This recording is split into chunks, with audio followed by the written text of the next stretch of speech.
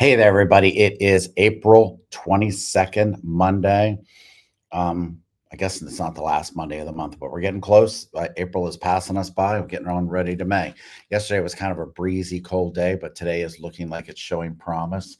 Today on the line, I've got Jennifer Healy with Churchill Mortgage, and she is going to be talking with us about some of the special programs that are available to people of all walks of life when they are looking to buy a home. So let me grab her and we'll begin.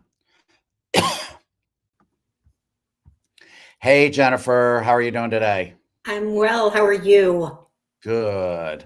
I see Enjoying that. the sunshine as much as possible. Yes, the sunshine is wonderful. And I was just telling everybody in the audience, we're looking forward to May and maybe having a little bit of warm weather with it. Hmm. So today we were going to talk about some of the programs that are available to people of all walks of life and backgrounds and societal levels and money and any category you want to talk about. So, what I was curious about, because there seems to be a lot of people that ask me about this with a lot of confusion, and that is like our VA or active military buyers. Who is it that qualifies for this, and what does it get them? VA is one of quite honestly, one of the better programs available. Sometimes it can be a little bit harder on the contract side. Um, is what I've hear agents telling me. But on our side, it's one of the most flexible programs to put someone in. The government really wants to help the service members and their spouses get loans. So the first thing to remember is that this program is for the service members and their spouses.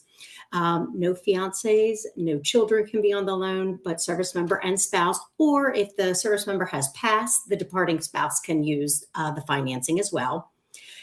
Very good program. No down payment is required. However, we do have service members that come over and would have put 5% down, 10% down, especially if they've used their VA eligibility in the past, because it can be reused after they've bought and sold, they can use it again. And there's different guidelines for each of those and for their VA funding fee. So they don't have mortgage insurance on this loan. They have a funding fee that they pay, and that amount is wrapped onto the top of their loan amount. Very good program. It allows for, again, no down payment. It allows for a good amount of debt if that's necessary. There's special programs when the service member is away on active duty that can help them and their families during those times. And the service member, technically, the seller can pay all the closing costs and help the service member get in if we are, of course, in that type of market. Exactly. And yeah, I just wanted to point that out. So even though there's no down payment, there still are some closing costs. So Yes. just reiterating something I find myself saying probably at least 4 times a day. There are no free houses No. out there. Even one that your grandmother leaves you in a will, you're probably gonna have to pay something to get retitled, taxes and transfers and all that fun stuff. So Mm-hmm. you're definitely gonna have to come up with some money. But like on average, what are you seeing VA people coming up to the table with and stuff? Because I've seen our VA buyers get into a house for as little as like $1,000 to $3,000 out of Yes. pocket if So if the sellers are cooperating. yeah, I just have a contract here in Anne Arundel County, and the VA borrower is buying I believe it was, don't quote me, 350, $400,000 home. Total cash needed to get in there is about 16 and change. And they came up with less than 2 grand, and the seller contributed everything else. Now the home, it's based on the home and the contract that was negotiated, and the seller's getting a smidge of a rent back, and it's all included in the price and everything. But the deal made sense for the seller. Right. And as you alluded to, VA appraisers can be kind of extra vigilant, I think would be a nice way to say it when they're doing things. So a lot of sellers are shying away from VA loans just because they're a little bit unsure. But if you got a solid home and there's really nothing wrong with it, there's not peeling and chipping paint or Mhm. railings that are missing or a hole in the wall where it's not supposed to be, et cetera. I think you're going to be safe. I think you're going to be in good shape. Definitely. Yeah.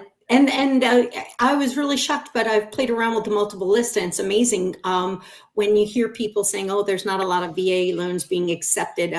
But if you pull it up on the multiple list, and y'all can pull it up, of course, I was shocked to see even there's a neighborhood around me, and there was 440 homes in one neighborhood that went for sale in the last 12 months, pardon me, not 24, but 12 months with VA loans. So they're still really big. We've got a lot of bases around here. We've got people retiring around this area.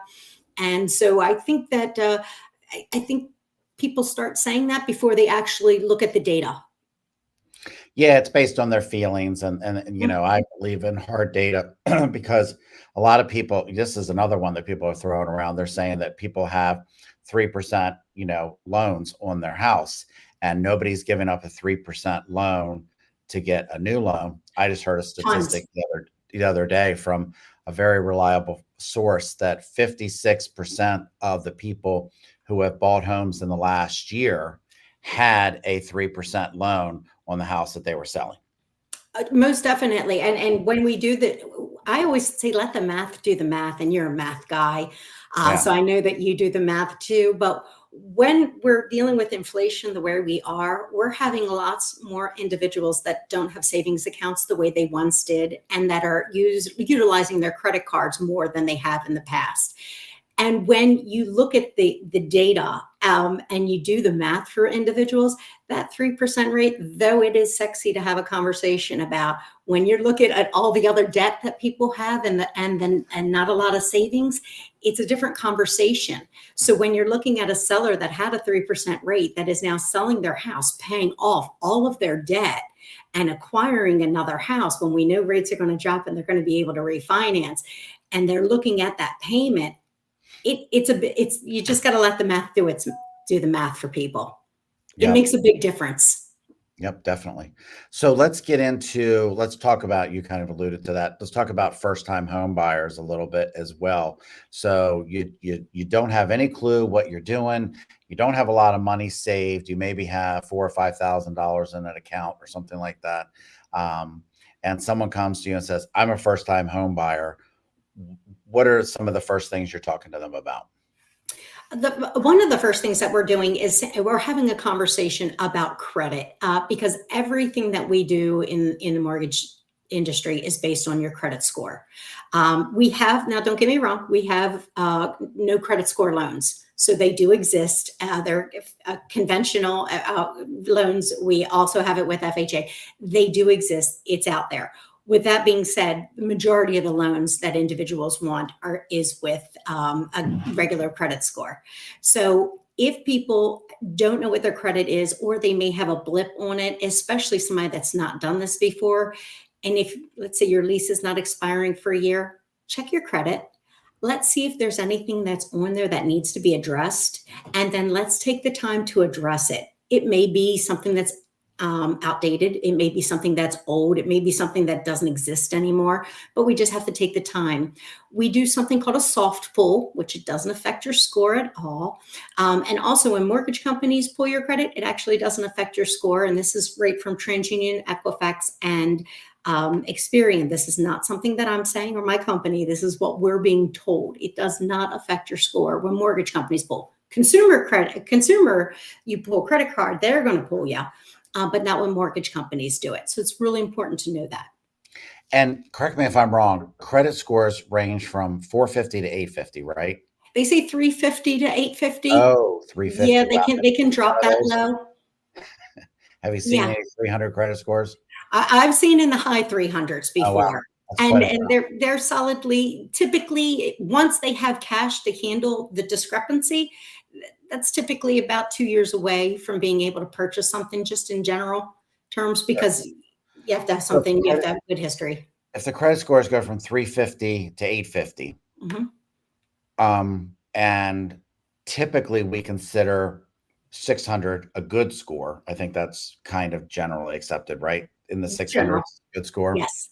So that's actually, like, in the grand scheme, this is the teacher in me coming out, that's actually like a 50%. Like halfway between.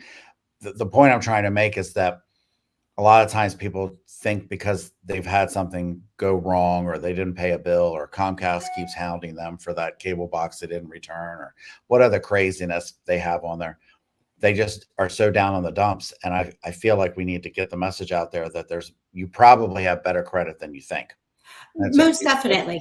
And we have a program here. And in my career, I haven't seen this program before, but we go right to the credit repositories and it's different than a credit simulator. Most lenders have a credit simulator.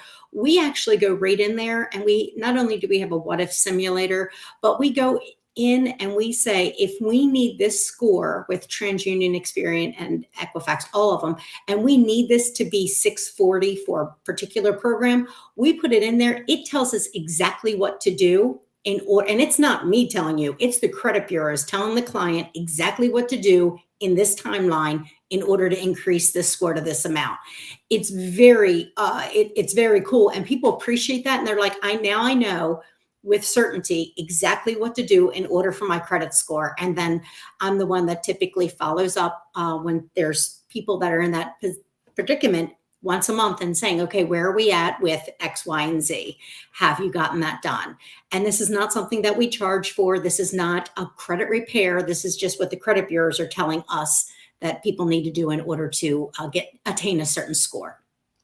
So if you're out there and you're worried about your credit, I guess the message that I would be delivering based on what you just said is get over yourself, get your credit pulled.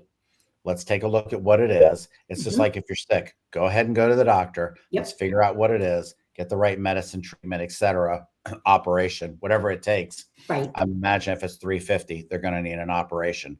But get the details, get the prescription of what's going to make you better, and then take that next step. Right. If home ownership is important to you. Right. Exactly. Or yeah. And that's the whole different subject. So what about money? So when they don't have money or a lot of it, like they don't have 20%, let's just tackle that dummy right now. Sure. They don't have 20%. What do you tell them? We don't need 20% for you to buy a home anymore. Shocker. It's not necessary. It is definitely a myth. So we have, with VA being no down payment, of course, we also have 3% down financing, 3.5% down financing, and you can put down as much as you would like, depending upon what your needs are. Closing costs here in our great state of Maryland are going to be on average about 4% of the sales price. And that should help individuals. It's just a rule of thumb that we use in our industry. So 4% of the sales price is going to be your closing cost. Let's just say that you have 4% closing costs helping you. I mean, not closing costs help. You have closing costs 4% and you have down payment of 3 or 3.5 or whatever. Let's just say that that's, for the sake of argument, let's say it just round up and we'll say 8%, worst case scenario. Absolutely. So 8%, $300,000 loan, that's going to be 24 grand that somebody is going to need. And most people don't have 24 grand sitting around, especially not first-time home buyers. So how do you help them with that? What are some of the popular things that you're doing in that regard? Yes. So the state of Maryland has down payment assistance.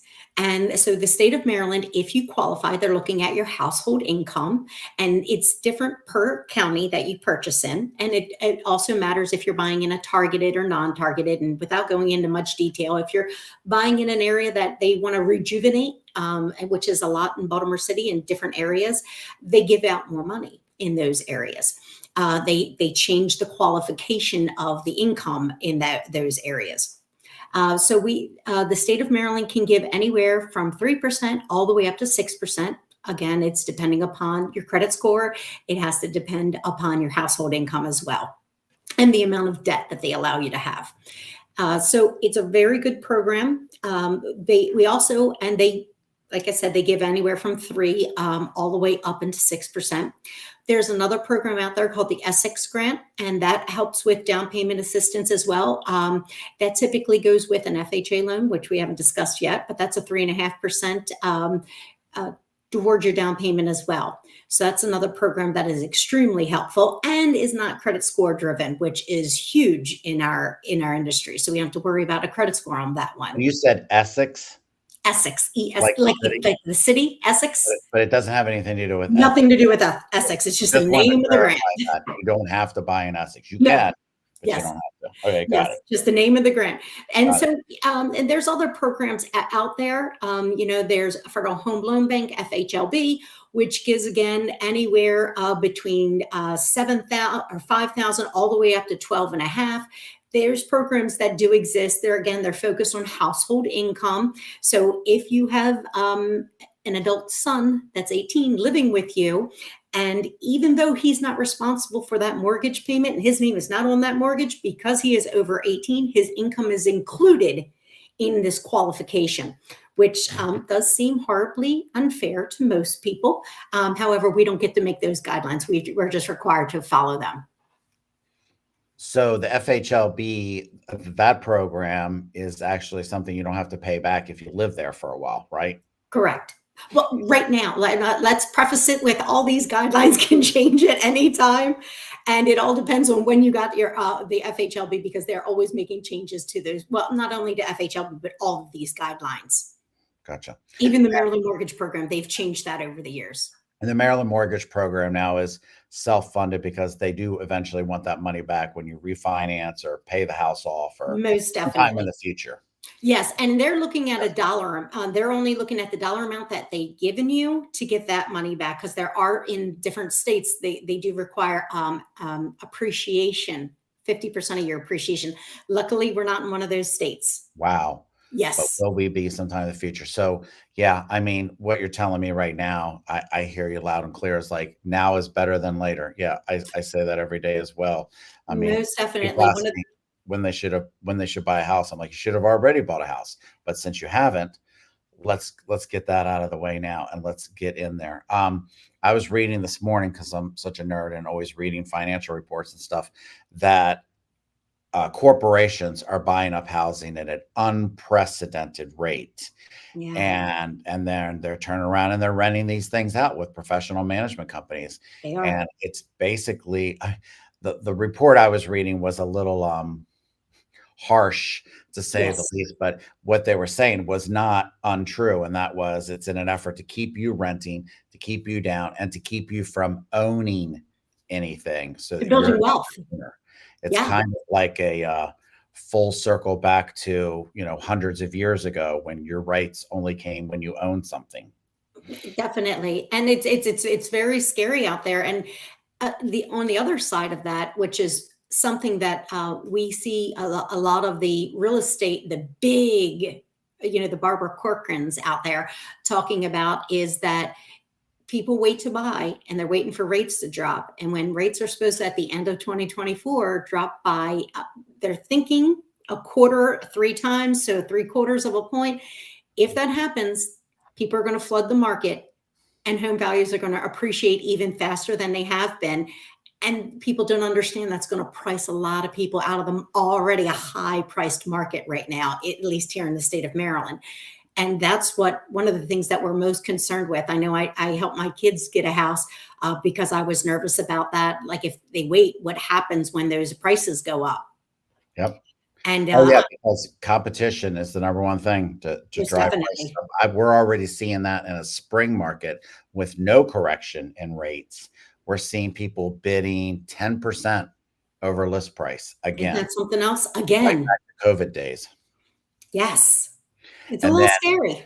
and a lot of these people, unfortunately, if they're second time buyers, unfortunately for the first time home buyers, these guys have money and they can back that up. They can do the Yes. appraisal gap, they can do this, they can do that. But anyway, I don't want to like scream fire in a movie theater here. Right. We'll stay on the positive stuff as much as possible. Absolutely. So just like you said, I'm a math guy. So Maryland Mortgage Program up to 6%.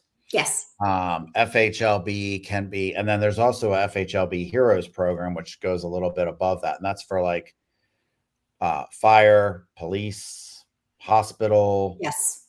teachers, People on the front lines and front line. teachers. Yeah. Yeah. I hate to like kind of say the list because then there's always somebody that gets excluded that's also we feel like is a hero and stuff like that. Politicians, Mhm. no, et cetera. But There are special hero programs, and I think they get like an extra 2,500 or something like that on top Yes. of what everybody else gets.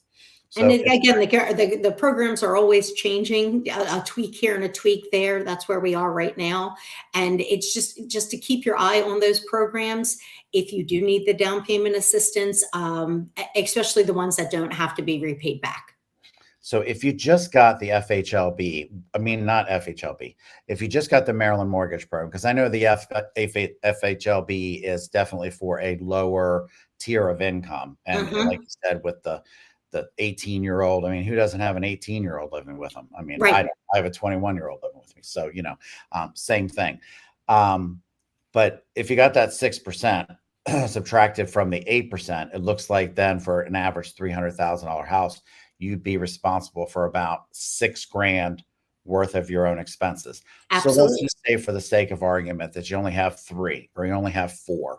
What are some of the other things that you would advise them to dig into to kind of close that gap?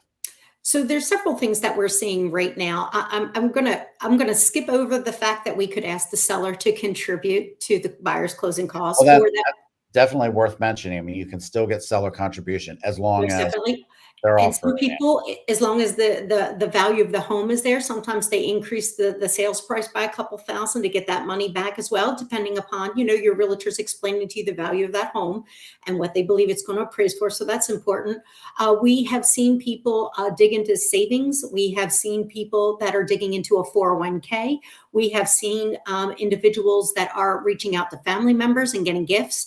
And my favorite is when I see people just be gazelle intense and their goal is to pay off things. So their goal is to have a big yard sale and to get rid of the things that they don't want to take to the house anyway. And it's amazing when you can find, a doohickey that needs to be sold. And then the next thing you know is that doohickey was worth a couple $100s, and people are selling that. My grass. Yeah. Oh, and not to mention that, but a lot of people are also having side hustles nowadays. We're seeing a lot of DoorDashes and Uber Eats. So when we see things like that, of course, we have to make sure how it's looking on their taxes as well. But we're seeing people do that just to acquire the cash, not do it long term, but acquire the cash in which to buy a house with.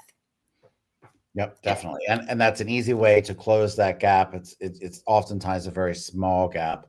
So Yes. I have an agent who's desperately trying to call me. It's funny when I see it show up as my line, then it shows up as our team line, then it shows up as the Cummings and Company line. I'm like, man, I think one of our houses might be on fire, or maybe somebody just wants to buy it. But either way, they're going to wait. So we've covered credit, we've covered, down payment assistance and everything. So, and since we got to wrap this up, Jennifer, if somebody is brave enough to say, hey, I want to buy a house and I've been putting this off, what's the best way for them to get a hold of you? I'd reach out to me directly at 443-463-5054. I'm old school, so I prefer to phone myself. I like to speak with people and just get them wrapped up rather than playing email tag back and forth. That's just my preference. But you're welcome to Jennifer Healy, Healy at churchillmortgage.com if they would like to. But again, 443-463-5054. Tell me what your challenge is, and let's put you on a plan on the road to home ownership, even if it's 2 years away from you, and this is a priority in your life, and this is something you want to attain. Let's put it in process so you know what needs to be done. Take that first step. Yes. So carve out, what I want you guys to do right now is, if you do not own a home, find 5 minutes, put it on your schedule right now, and put her phone number down. I'm going to put it in the comments as well, and call her today. It's painless. It costs nothing, tastes great, and you're going to get some great service out of Jennifer. Most definitely. Well, thanks, Jennifer, and I will see you around the bend. Have a great day. That sounds awesome. Thank you so much for having me on. I'm so appreciative of you. Thanks. Bye-bye. Yes. Bye-bye.